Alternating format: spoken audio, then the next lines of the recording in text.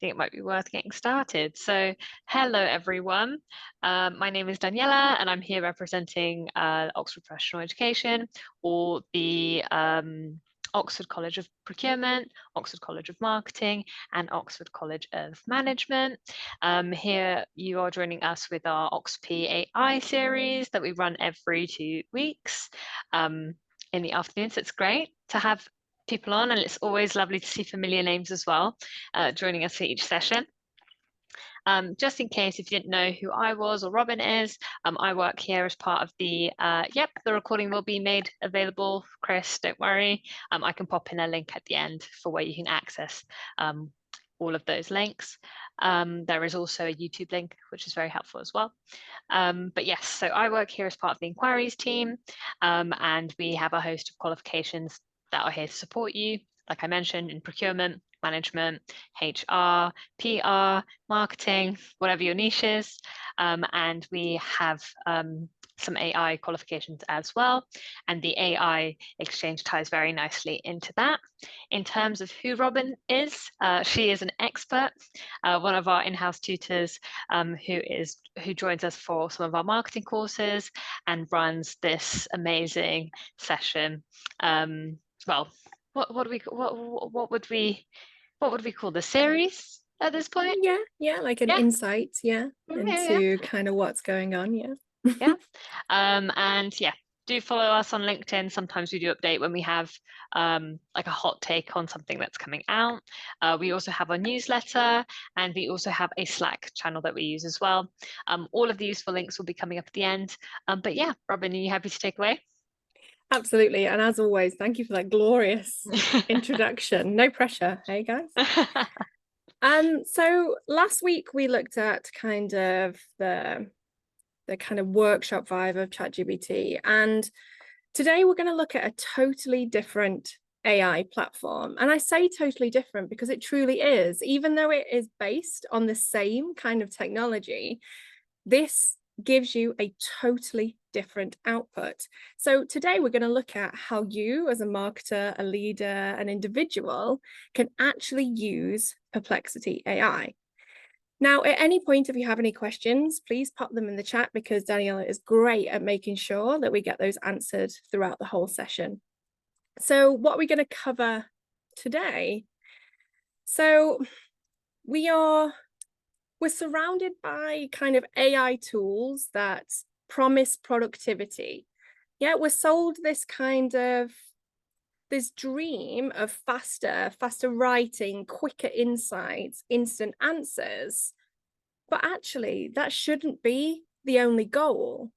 So the goal is that real power actually comes from understanding and evidence. So not knowing just what an answer is, like ChatGPT, cloud, these kind of things that we're very used to using, but actually, where did that answer come from, and where did that knowledge come from? Yeah. And actually, that's where Perplexity AI is standing out. It's kind of like you'll see it online and in anything kind of the articles. It's like Google meets ChatGPT, but with receipts. Yeah, so it can prove where things have come from. So instead of endless kind of fake links or confident guesses, Perplexity gives you a clear sourced answer that you can verify. You can actually go into those links and verify them, and also lets you kind of dig deeper in plain language. So that means faster research, but actually with stronger insights, right? And decisions that you can actually stand behind. In our last session, I spoke a lot about how LLMs actually are a probability matrix, and they kind of statistically give you the next best possible answer, and how realistically that can give you hallucinations, incorrect facts, because it's trying to fill that gaps for you. Its whole purpose is to give you an answer. But with Perplexity, you can actually get these receipts, these sources, these citations of actually where the information came from, and then you can verify it yourself, which is very different. So today we're going to explore how it works, why it matters, how to use it safely and also effectively in your own workflow. And I'm also going to give you a demo of the platform, show you around some of the settings, and then show you the differences compared to the other session that we have. So if you go back and compare those videos in the way that these systems create the answers. So what is Perplexity AI? You may think that it's just another LLM, but it's actually called a conversational search engine. Yeah. And it looks and it feels a bit like ChatGPT, but if we kind of lift the hood, it behaves much more like Google. Yeah. And that's where its niche lies, its power lies, its differentiation between other AI platforms sits. So what happens when you ask it a question is that first, Perplexity performs a live search across the web. It doesn't just guess or rely on what its model already knows. Yeah, it actively retrieves information from up-to-date, reliable sources. It doesn't have that knowledge cutoff that a lot of other systems do. And then what it does is it uses a system called retrieval augmentation generation, or RAG. You'll see it as RAG. And what that means is it pulls those top results from what it classes as credible publishers, verified news outlets, and academic databases, and then feeds those into a large language model such as ChatGPT 4 or Claude. I'll show you can actually choose. And the AI isn't just copy and pasting. So what it does is you know how ChatGPT goes back into the knowledge databases? This absorbs that new search and then answers your question. So it's synthesizing that new up-to-date data, yeah, summarizing it, contextualizing it, and then it gives you this gorgeously clear, human, readable answer. And every statement it gives you is linked back to a source. And what you can then do is you can hover or click to see exactly where the information truly came from. And that level of transparency is rare in AI tools. Yeah. We've spoken about the black box theory before. Where does it get the information from? Where does it decide on how to create the answer from my prompt? But we actually can see the thinking and the sources when it comes to using Perplexity. And it's really great. It makes it ideal for anyone doing strategic or research heavy work. So unlike many AI systems that rely on static memory, so databases that are trained up to a certain year, that knowledge cutoff, or information it is connected to, such as your own internal systems, anything you have uploaded to a system, Perplexity actually gives you fresh, variable insights in real time. Yeah. So it's as if you combined Google's search breadth, so its ability to collect and contain information, with a lot of LLMs like ChatGPT is the one that we all use, right? Its ability to summarize, and then also added in built-in citations for verification. And one of its most useful kind of features, if you go for pro mode, but everything I show you today and everything you can do today is actually, you can do it on the free version because I wanted you to make sure that you could try it out. But in the pro mode, you have something called Copilot. And this is a mode where it's an intelligent interviewer. So instead of answering right away, it almost turns into an agent itself. So once you prompt the kind of Copilot mode, the things it could say back to you are things like, do you want results focused on marketing trends or academic studies? It's going to ask for extra clarification. And that step makes the final answer far more precise and relevant to your intent. It's almost like the It ensures that you have a purpose to the prompt that you have asked and make sure that it gives you the most relevant output. So it's really powerful, actually. You can get that kind of feedback and back and forth from ChatGPT's agent mode. But in reality, this was built for this. This was built to ensure clarification. So when you use Perplexity, you're not just chatting with an AI. Yeah, you're not just back and forth, call and response. Yeah, we're actually guiding almost a live research assistant that checks its work as it goes. Yeah. And that's what makes it so different from standard generative AI tools, because realistically, this platform is built around truth, traceability, and trust. Yeah, so it's very, very different. So just let me know if anyone has actually used Perplexity instead of ChatGPT or alongside. So why does this matter? You may be going, yes, Robin, ChatGPT creates citations for me. If I add a specific GPT to ChatGPT, I can get citations. But realistically, especially for marketers, when something is a data-driven field, every decision from which audience to target, to which message to use, to where to spend budget, depends on solid information. Yeah. And that information usually comes from research. Yeah. So if we look at marketing, that's trend reports, competitor scans, social insights, industry news, those kind of things. But realistically, the traditional research workflow is messy. Yeah, when we put humans at the heart of it. We have 10 browser tabs open at the same time. We're skimming 5 blog posts, three white papers, 10 reports, and often a Reddit thread is thrown in there, yeah? And then what we do is we copy snippets into a document, and they're still, and kind of hope that it's still current by the time that we've got to the end of that research. Slow, fragmented, and often unreliable.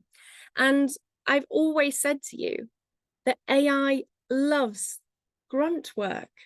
It loves finding patterns. It loves collecting. It loves analyzing. So why aren't we allowing ourselves to use these systems to speed this traditionally messy research kind of situation up? So realistically, this is where Perplexity truly changes the game. Yeah. When we're looking at an all-encompassing kind of standard AI platform, because it performs these live citation-backed research, it collapses that entire process, that messy traditional workflow, into one intelligent search. We can ask one clear question. Yeah, so for example, I can ask it, what are the top TikTok ad trends shaping 2025? And instead of wading through dozens of articles, what I get is a clean, summarized answer with source links right there in the response. As a user, we should always be checking AI. Yeah, we always check the output, so I can click through and verify the details, quote them in my deck, or use them to build a campaign rationale in minutes. Yeah. And that kind of clarity speeds up strategic planning, content ideation, competitive analysis. And the trust element matters. Yeah, because every answer is cited. Your team, your leadership, your client, you can see exactly where those insights came from that are fueling that output that we are getting out of an AI system. And that builds credibility and confidence in decision making. You're not really saying, I found this online. You're kind of saying, here's the data, here's the source, and here's what it means for us. Yeah. So for marketers, Perplexity is like having a research analyst sitting next to me 24/7, but one that actually checks every fact before it pushes it forward. So it really is not about working faster It's about working smarter with more guidance and insights that you can actually stand behind, because you must know that we've been increasingly wary about standing behind ChatGPT output straight off the back. Yeah, I'm just going to answer the 2 questions. So Chris says, I use it all the time and urge his students to use it, not to write, but purely to find great sources. Yeah, absolutely. Yeah, searching for the best Mintel statistic reports. Maria says, how about Gemini? It is not the same with Perplexity. No, they are different systems. So the way that they approach search and connectivity is different. Perplexity at the moment is the best for active, up-to-date search. So I'm just going to go into the tech side a little bit more when it comes to how Perplexity creates answers, because we really went into depth when we looked at ChatGPT. Yeah, so we spoke about tokenization, how that system pulls apart the kind of prompt that we give. It then produces a language from that it understands. And then from that, it statistically works out its output, right? So Perplexity almost sits above that system. Yeah, the important bit of Perplexity, the bit that we're kind of hyped about, sits above that system. So the prompt goes in, it does the tokenization, but instead of looking backwards, yeah, instead of going back into its depth of trained knowledge and the information it knows up to a point, it instead does active search. Yeah. It then pulls in from all of these great places and then uses that as the main focus for its output. Of course, it has pre-trained data, because it then has to, well, it had to learn how to understand language and how to create these kind of outputs from our prompts. So it has that kind of traditional kind of database where it can look back and check probability of words and understand what we have asked it. But the information it 90% of the time puts in your output is from active search. And that is the key difference, because that changes a lot of things. Yeah, have you heard the kind of buzz around GEO versus SEO at the moment, and kind of how we need as organizations to alter our search to be pulled in to these kind of generative spaces such as ChatGPT, Cloud, and kind of Perplexity? It is going to change not only how we use AI, not only having access to active search with AI, but also how we have to make sure we're visible for these spaces. But that's another webinar, so I won't get too deep into that. But realistically, we're looking at a system that not only understands our intent, because it is first analyzing our query, not just the keywords, but the context. It is then connected to a live web search, unlike ChatGPT, and retrieves that information from what it classes as reputable sources. And then it filters and prioritizes quality. Now, we know that not every web result is worth reading, right? And Perplexity has systems and weights and biases internally to automatically rank and filter sources based on credibility and relevance. It tends to favor authoritative domains, which can be a problem, right, when we think about bias. So Forbes, McKinsey, HubSpot, Harvard Business Review, over random blogs or what it classes as kind of SEO spam. It then summarizes using the large language model, and then it cites every statement. Yeah, this is the part that, in essence, I'm always going to say things with a caveat, just in case, like 2 months later, this things change. But this is what aims to make Perplexity so trustworthy. Every paragraph it produces has inline citations that link directly to the sources used. So you can hover over a sentence and you'll see which article or which report they claim it came from. So it condenses it. It's like reading a mini research paper whenever you get an output. So this isn't AI inventing, it's retrieving, summarizing, and verifying them in real time. So our insights are up to date because they come from live sources. They're defensible because anyone can click through to verify where they came from. So when we're presenting findings, when we're using this to research, we can showcase and stand by the data that we have gathered, confident that it's both current and credible, which is a big difference, right?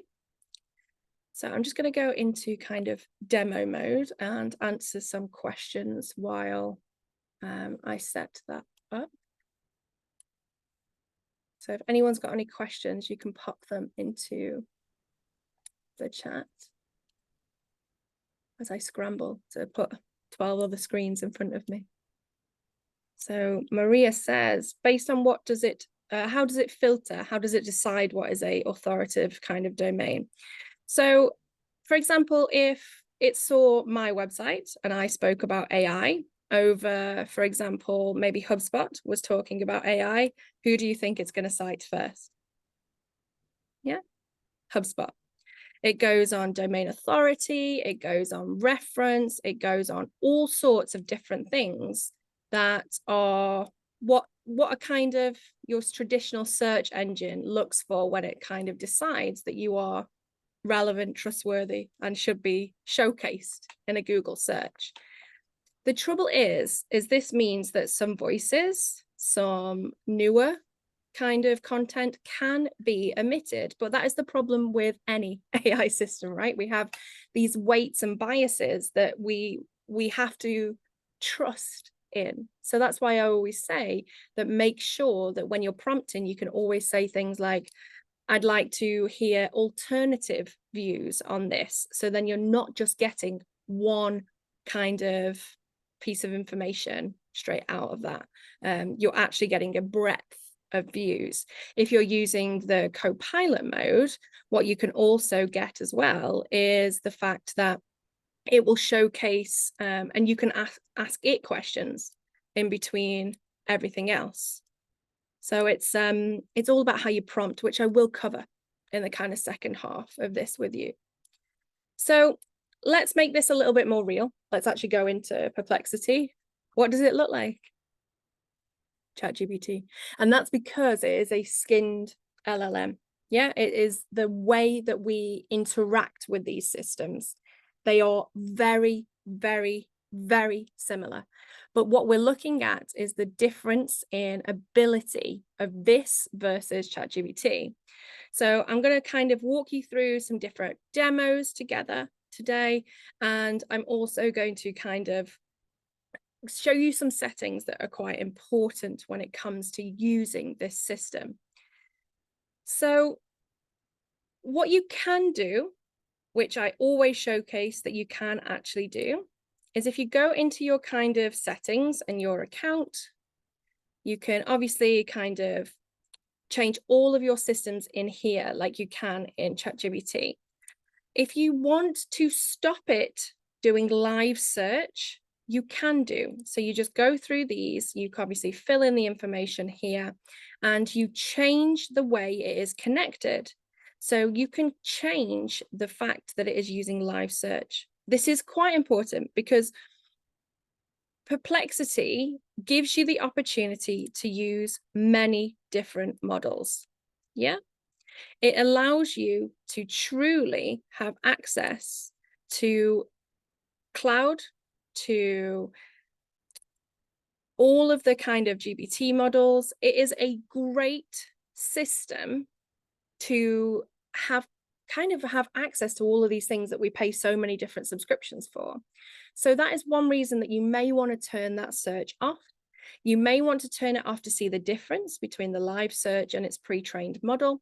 And you may also allow it to connect to other things that you don't want then it connected to a live search, because realistically, it could then share information back and forth between your active browser and your connectors, as you saw here.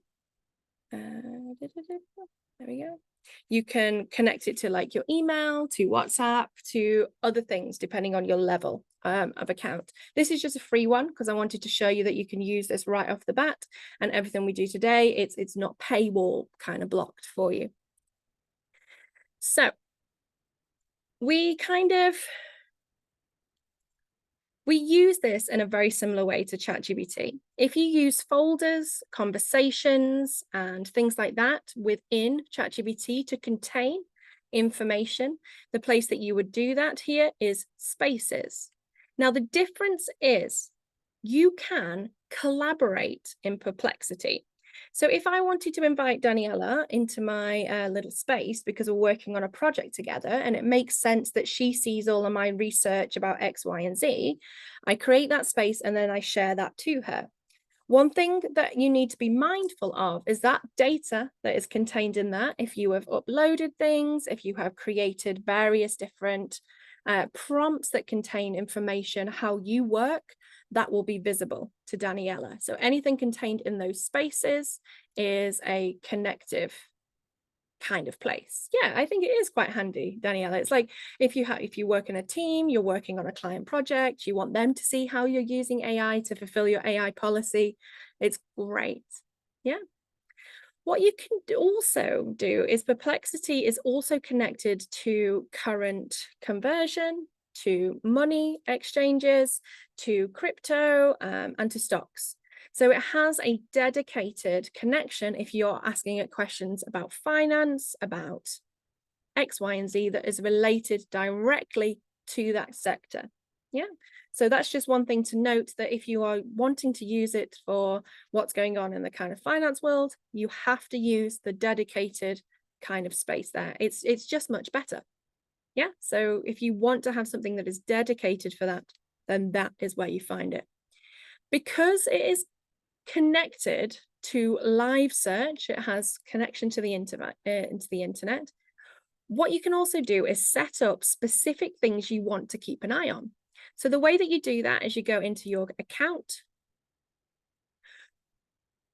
bless me, and in your personalization, what you do is you update your watch lists. Yeah. So you change, I'm not really into sports, obviously. So then I can just go into manage this, and then I can search for a term. So maybe I want marketing. Of course, that is not a category, but maybe I want business. Maybe that isn't a category either. But play around and find the right kind of terminology that they are using for. Oh, they did realize I was close to Copenhagen then, because they brought up the Copenhagen football team. And then what you would do is change your watch lists here. And then if you wanted to quickly find out what is going on in those spaces, you literally would just have them listed here. So that's really great. Yeah, it's a great way to have this system just automatically pulling those things, kind of like Google Alerts, but this would also do that internal weights and biases and also show you what is the most credible, whereas Google could be showing you the highest ranked or the newest information because they have Google Ads. They have kind of paid to be at the top of those kind of search engines. So that's a great kind of system there. So that is the difference between the different kind of icons on the left, which aren't quite the same as ChatGPT.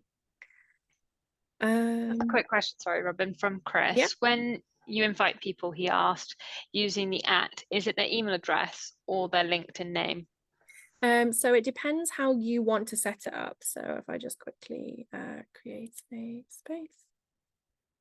So what I do here is I literally just press plus, and then I would say the safest way is to invite a contributor by an email. Yeah, because then they have to verify, and then the system also checks the domain to make sure it's not spammy or anything like that. So that's the quickest way to do that. I don't know if anyone saw, you've also got templates in here. So you can have a website scanner going off, searching for a specific website for answers. We can have a role play coach Yeah, so you can have these kind of spaces set up. Intro email generator. If you have a sales team, you can create templates in here that people can copy out and they automatically update depending on the various information you feed it, or it sees as working well in the active kind of information that is out on the internet. So let's go back to kind of just the general kind of thread here. So the way that you would use this is in ChatGPT, you have to give it the who, what, why, when, and how of what you want that prompt to be. Yeah. Here, you can have a much simpler prompt. So if I wanted to do a competitor scan, so for example, if I quickly just copy this out of this Google Doc. So if I wanted to compare HubSpot and Salesforce AI marketing features in 2025 and ask it to include sources, what it will then do is it will start to generate this. But what you can see, what you are looking at it doing is that it is immediately retrieving the most recent press list, the product updates, and credible news coverage. Another way that it is incredibly transparent is it is showing you. It's going, Robin, look, this is how I am getting to this information. If I think what it's doing is absolute gobbledygook, I just tell it. I'm like, no, you haven't quite got that. I actually meant this, and you can give it more information. Yeah. So what you're noticing is it's listing these sources, things from like TechCrunch, MarTech, official blogs, those kind of things, right below the summary, which I'll show you in a second. What we're not getting is generic comparisons. We're actually getting verified insights that we can quote. So as you can see, every single one of here is a live link that explains how it has come to that outcome. Yeah. So it started to explain the differences to me, ensuring that if I want to go and check and verify its insights, I can. Yeah. And then what it does at the bottom, get that, is I can see the 20 sources here. So I can see exactly how it has come to that decision. Of course, you can get a rogue link in there. It may have something may be SEO'd for the wrong thing. So just double check. When you are doing platform competitiveness comparison, that's probably a better way to describe that. You may also get the whole thing where people try to rank above. So Asana may rank, for example, for TickTick or Trello, because it'll have something called Trello, not as good as Asana. So you just need to double check some of the links, of course, because it's still got a little bit of a way to go when it comes to that. So you can see that it's great. Yeah, it's a great research assistant.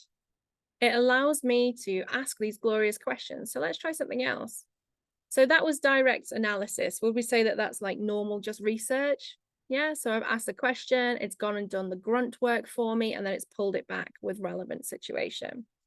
Now, if we were looking at it from a different point of view, where I'm asking it to go a little bit deeper than summarizing and handing me back information, is I'm going to do a new thread so it doesn't start to mix up these things. So what I'm going to ask it here is I'm going to ask it, what are Gen Z consumers most concerned about when buying eco-friendly products? Yeah. And this is different. This is asking it to provide inference, right? It's not just collecting the differences between two platforms and showing them me. And we'll see that it probably takes it a little bit longer. Yeah. To do this one. And this type of question, we're blending kind of psychology, behavior, marketing trends, things that usually spread loads of different places, dozens of articles, and Perplexity is bringing that together across dozens of articles. Yeah. And it kind of, this saves hours of manual reading time, a manual synthesis, and it's a perfect starting point for messaging frameworks, campaign positioning, competitor analysis, gap analysis, all those kind of things.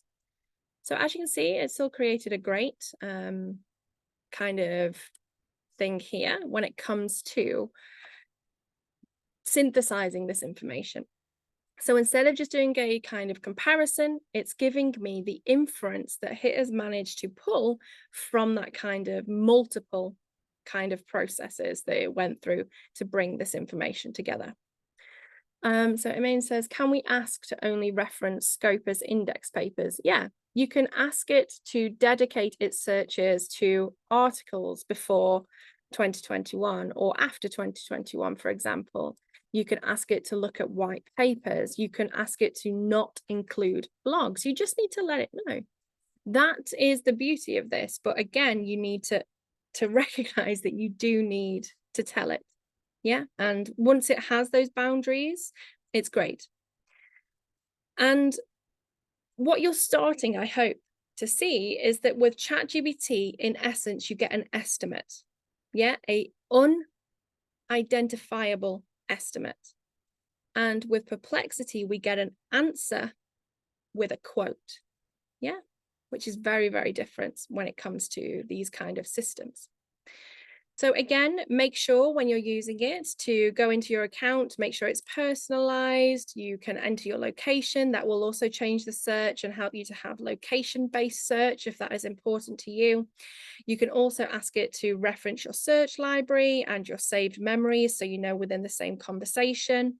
And again, ensure that you are connected to what you want to be connected and turn these off when you aren't using those connections. I always say that it may be a bit of a faff to connect them every time you want to use them, but realistically, it will save you the worry that something is accessing something that it shouldn't do. What you can also do is add in routines to Perplexity. So this is a way that you can set up a task to deliver the right information to you at the right time automatically. So if you are somebody who has a blog about tech, for example, you can get it to give you tech insights at a certain time that will help you to understand what you're going to talk about in that podcast. Yeah. So then you would select task, you would give it instructions, you would schedule it. If you don't want it to expire, then don't have it expire. And then you can ask it to give it to you in app, email, or mobile. So you can have multiple tasks set up to ensure that you're getting the best research, the most up-to-date research at the right time into whichever mode, like medium you prefer to receive information in. Yeah. So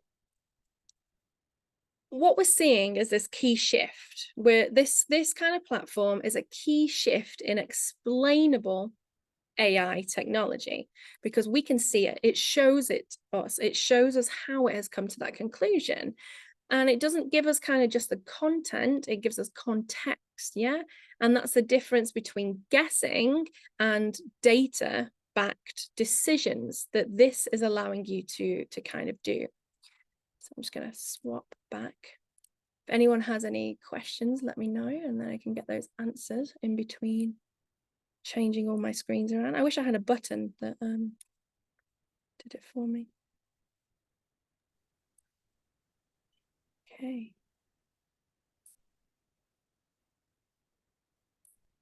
There we go. There we go. We should be back now. Magic. I have 3 screens. I think I must say this in every talk. I have 3 screens and it's still not enough. Still not enough to make sure I have everything where I need it to be. So when we're looking at it from a leadership kind of perspective, the whole difference that I want to look at here is one of the biggest challenges that we face as leadership when we're using AI is the trust gap in AI generated information. I talk about it all the time. and how we need to make sure that we're a little bit wary of the things that are created with AI, right? And can we actually trust that data? And Perplexity is helping to close that gap when it actually comes to these kind of systems. Yeah, because every answer it gives is fully sourced. Leaders can actually verify. It's no longer about taking AI's word for it. And that traceability within these systems builds confidence from those who use it all the way up to C-suite. Yeah. And also there's a productivity angle, of course. So in leadership meetings, how much time is actually lost debating where a number came from or when it was last updated or why you're making the decision because X, Y, and Z are doing this within your market space. So we're changing these conversations. Instead of questioning the data, we're just interpreting it and deciding what to do with it. Chris says, have I tried consensus.app? Great for academic methods, including peer review. Yes, yeah, it's good. It's just not like an all-round LLM, but it's maybe we should do one on academic kind of AI. So by reducing also misinformation and surfacing credible insights, we're also minimizing reputational risk. Yeah. So if we're making a decision, it's not being based on bad data that can easily cascade into a public mistake. Yeah, you must see a lot of these AI mishaps that are happening. So when we talk about trustworthy AI, this is what it actually looks like in practice, not just outputs that sound smart, not just systems we think we should be using because everybody else is, but systems that have traceability, transparency, that make our organization smarter, kind of together, unified in the outcome. So these are some kind of immediate things that you can kind of go away and do to kind of get very good research to change how things are going, base things on new blogs or new information. Obviously, you need to change it for your own sector, but this kind of format really works. So the secret kind of is that Perplexity doesn't need complicated prompts like other LLMs do. It just needs clear, purposeful questions that tell it three things. What do you want? How specific it should be, and whether you need citations or data to back it up. And then, of course, if you wanted to, you could tell it what type of kind of things you would like it to do. Is Perplexity suitable for customer profiling and generating customer personas? Absolutely, especially if you give it information and also allow it to search what people are doing generally within active search and the information that is available in active search. Absolutely. But also, like I say, with any AI system, be careful what you put in. Make sure that it's okay to do that. Yeah, that you have permission to put that kind of data into an AI system. So it's great for market research, competitor intelligence, like what campaigns has competitor launched in 2025, include the press coverage of that. And we get this live source snapshot. And then we can go deeper with that and ask it things like, what channels did they focus on? Or what was the public's kind of response? You can then do audience insight. So adding the phrase such as cite at least 3 studies pushes Perplexity to prioritize credible research that is linked to behavioral data, not just blogs, for example. Chris popped into the chat that he likes to download the search as a Word document, including all of the citations after each sentence and paragraphs at the end, if that's a helpful tip. There is a question as well. Would you recommend Comment? What is it? I was offered it with Perplexity Pro, which I got for free for 1 year. So that's like the native version. So it's the one that you can download as an application rather than browse through, and you can add and connect different things to it. So if you're looking to not only allow Perplexity to live in active search, but you want it to have access to your internal kind of ecosystem, you would download Comment Pro to attach more things to it. It's kind of like it's native app, like the ChatGPT kind of app we have on our phone. I don't see much use in it if you aren't wanting to include the ecosystem. The live search responses are better in the desktop version, in the kind of Chrome or Internet Explorer version. So we also have content ideation. Now, here is where we start to see the real difference. So list 5 emerging topics in B2B SaaS marketing with recent sources. It's your instant idea generator. Yeah. And because each topic links back, you know what's exactly trending because you can go and check it, not just what's being guessed. Yeah. And also it's great for leadership communication, and under 100 words explain how marketing automation is evolving. So then your marketing team can actually go, look, this is what's happening. This is what we should be doing or trying or testing to stay relevant as we move forward. So the way I want you to integrate this is it's not a system that should be used on its own. And you may be surprised that I say that, because these great tools aren't great until they have an impact. Now, the one thing I want you to think about is building an AI sandwich. Yeah. So this is one of my favorite ways to combine this tool really well. So start with Perplexity to gather research and evidence. Yeah. And then move into your favorite LLM like Cloud or ChatGPT, which is your creative tool, your generative tool, because that is better at generating content like blog drafts, ad copy, or strategy outlines. And then you can always feed it back into Perplexity. You can come back then, once you've created that thing, to ask Perplexity to verify the claims, stats, and contexts that you have pulled through.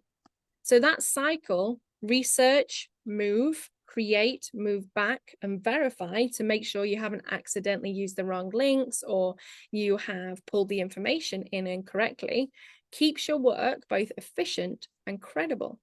Yeah.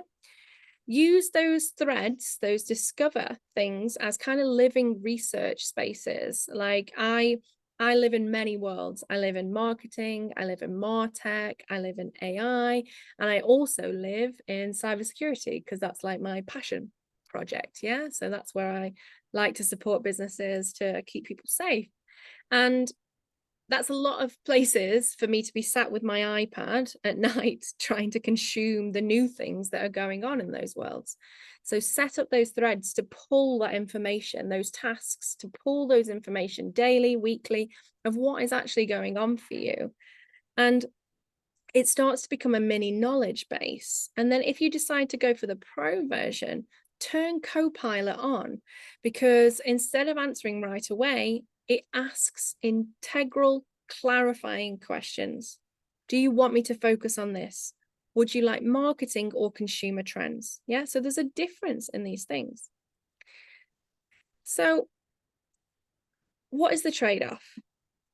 Yeah, there always is, sadly, with AI systems. And I've spoken very glowingly about Perplexity, which is quite unusual for me. Normally I've said some other sides of the coin by now, but every AI system, even the most transparent ones, come with trade-offs. Yeah. And the main trade-offs with this system are data tracking and logging. Perplexity, like most web-connected AI system, collects usage data. Now, this can include things like your IP address, your metadata, and how we interact with the platform. It does help improve the product, but it also means our searches leave a digital footprint. So you need to remember that. You have third-party dependencies. So Perplexity doesn't operate in isolation. Like I said, it routes information through external models like GPT-4 or Cloud, and through third-party APIs that retrieve those search results.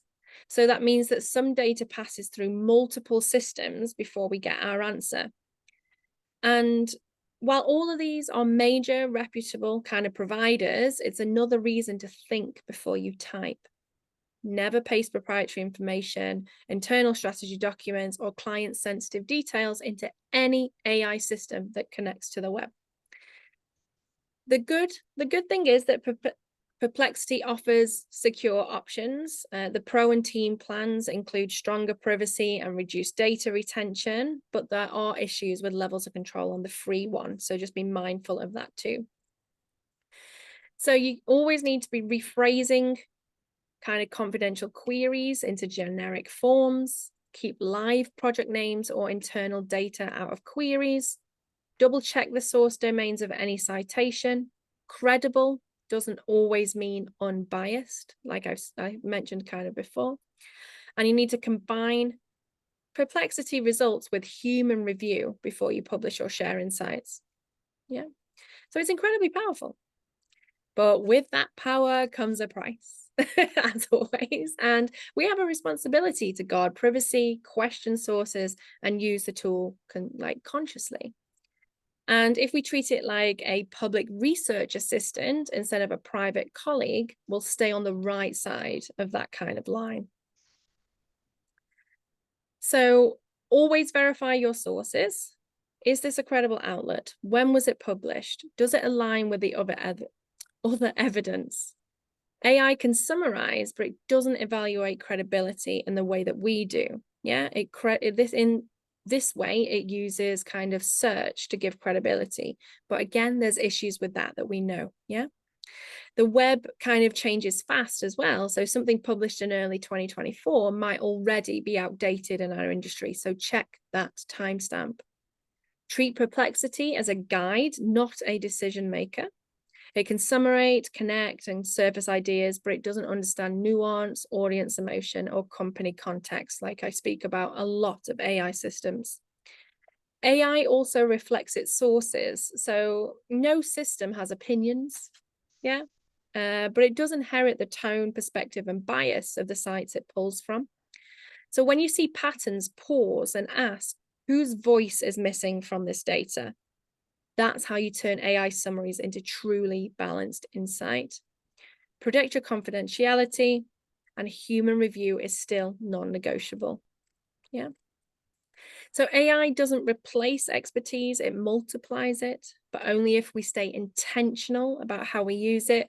So Perplexity can find the facts, but it's up to us to interpret them responsibly. Yeah. And on that dramatic note, that is the end of today's webinar. And just so you know, you can join the AI Exchange Slack channel by kind of taking a picture of this QR code. And that's just a free space that the college supports so we can talk about these things. And I also post in there AI updates, regulation and compliance updates, platform kind of interesting information, and our newsletters. I make sure that you can check those out as well if you're not on LinkedIn. So thank you very much for spending today with me. Hi everyone, I'll be dropping a few links in the chat now. So there you can see our YouTube session, our YouTube channel, for you to go watch previous sessions or ones upcoming if you're unable to make the live sessions. In terms of what we have here at the college, we have the AI in marketing, and what that is essentially is a CIM accredited award, so you'd get a qualification.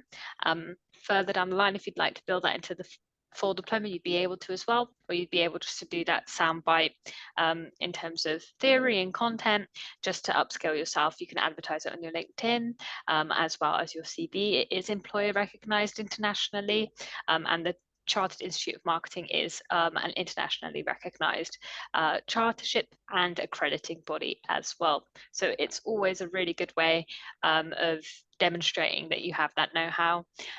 We have also onboarded quite recently an AI intelligence practitioner qualification as well. So if you're looking specifically at AI, but you want to cover a multitude of industries, say that's your specific role, you'd be able to learn a bit more about what AI is and how it functions in terms of AI Foundation, AI in action, mastering language modules, and prompt engineering, creative image and video generation, automating with AI, chatbots, AI plugins and use cases, as well as advanced data analysis, workflows, and agentic workflows. Goodness me, it's That a was lot a going lot on. of information there, was Yeah, definitely. it? Um, Sounds amazing, so that course, though. yes, it does. It's very, very interesting.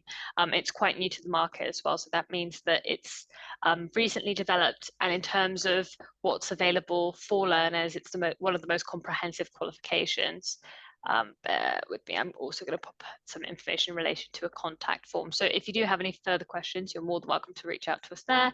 And there's also always our inquiries email as well. There is a question from Maria. How is the course going, the AI in marketing? That's a broad question, Maria. How's it going?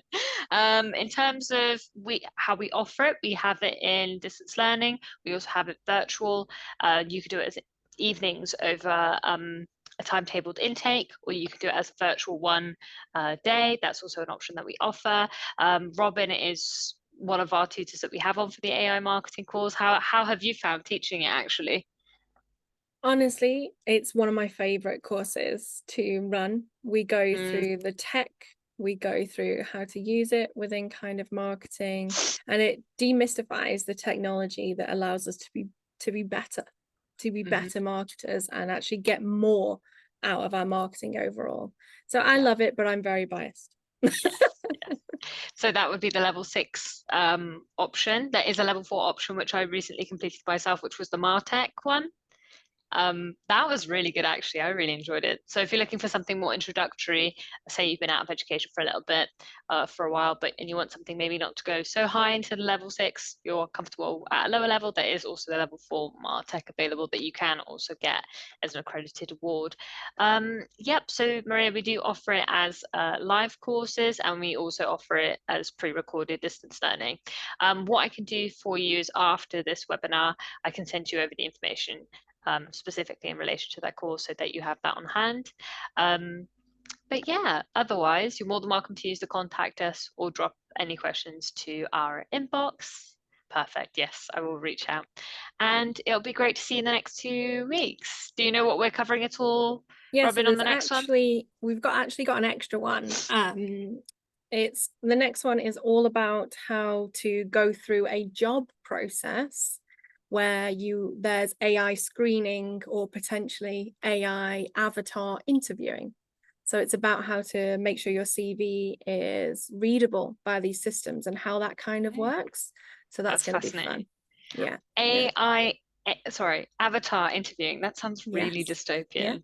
It's about Very 40% out of introductory interviews are now AI avatar led. already. Yeah, Goodness. It's taking yeah. off quickly, isn't it?